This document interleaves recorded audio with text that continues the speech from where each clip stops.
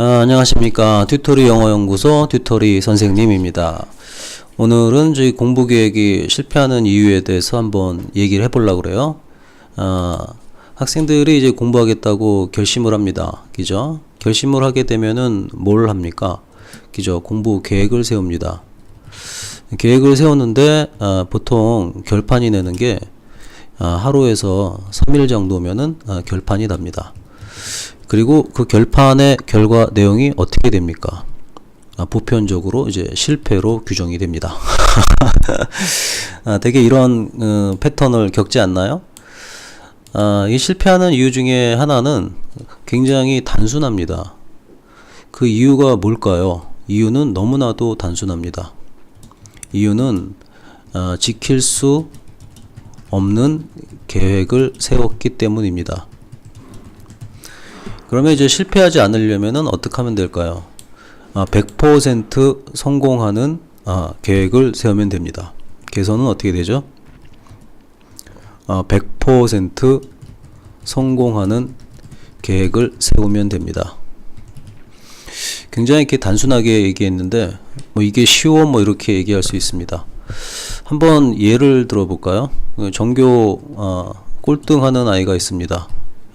어느 날 이 친구가 공부를 하겠다고 마음을 먹었어요. 그죠? 마음을 먹었는데 공부를 안 해봤죠. 공부를 안 해봐가지고 계획을 어떻게 세웠는지 모릅니다. 그래서 이 친구가 이런 계획을 세웠다고 한번 생각해 보세요.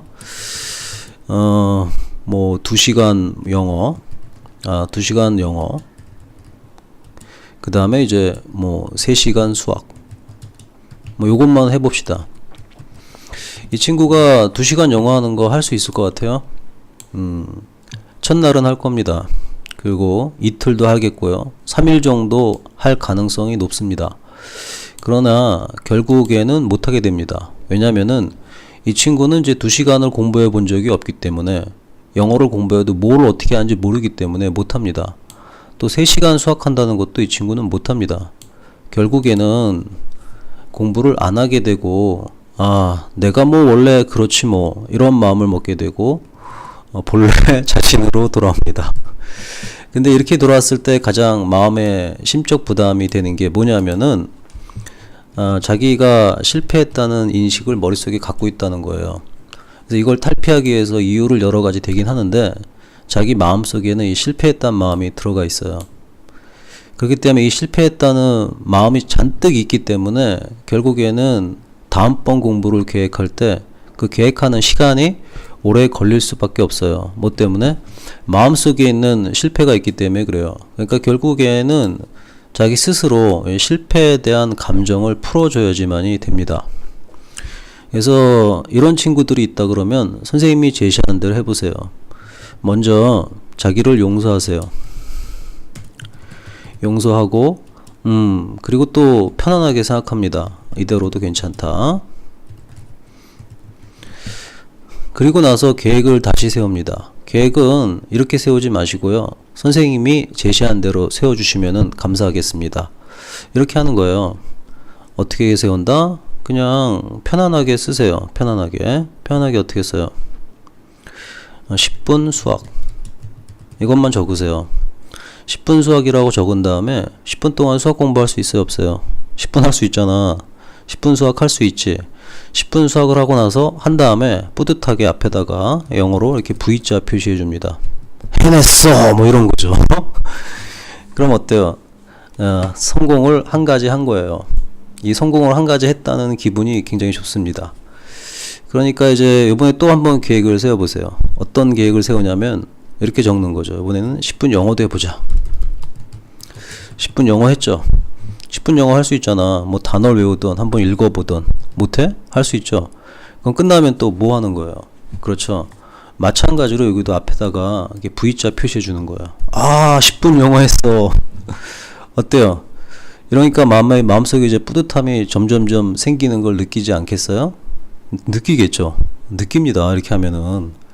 이제 그리고 나서 국어는 내가 정말 하기 싫지만 내가 5분 국어를 꼭 하겠어. 지금부터 5분 동안 국어 공부를 하는 겁니다. 국어 했죠? 국어 했어요, 5분. 그럼 어떻게 됩니까? 엄청날 정도로 뿌듯함에 밀려하면서 국영수 공부를 다 했어요. 그죠? 그리고 나면은 이제 전교 꼴등인 경우에는 워낙 공부를 안 했기 때문에 쉬고 싶어 하는 심리가 막 형성이 됩니다. 그죠? 그러면은 편하게 생각하세요. 쉬고 싶어 하는 내용을 여기다 적으면 됩니다. 그것도 성공이니까. 썼으니까, 그래, 60분 쉬자. 60분 휴식.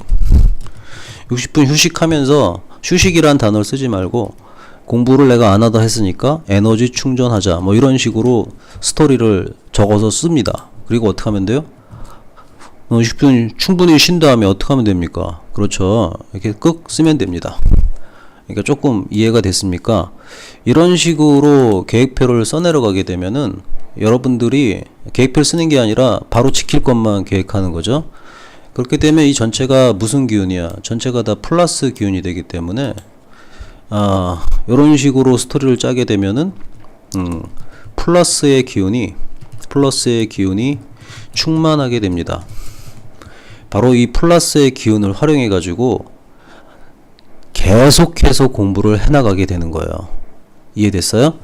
지금 당장 계획에 실패한 친구가 있다면 지금 선생님이 얘기해준 전교 꼴등의 공부 방법을 갖다가 그대로 한번 해보세요. 뭐 전교 꼴등이 아니라 지금 현재 나태한 사람이라도 충분히 할 수가 있습니다.